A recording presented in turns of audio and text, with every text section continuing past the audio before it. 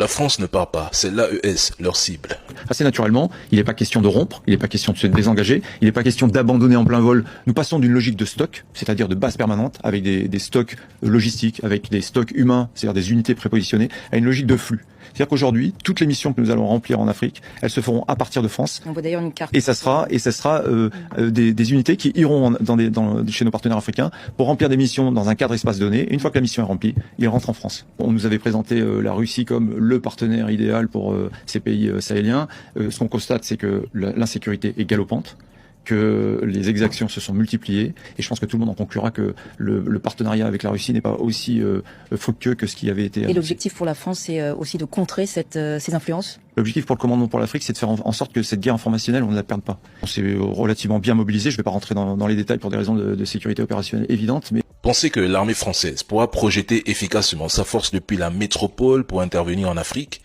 relève du fantasme impérial dépassé. L'Afrique n'est plus le terrain de jeu de Paris. Les distances sont immenses, les bases locales perdues, les couloirs logistiques fragiles, voire bloqués, et surtout, la fenêtre politique d'intervention est fermée. Tout mouvement militaire français dans la région sera vu comme une provocation, un acte hostile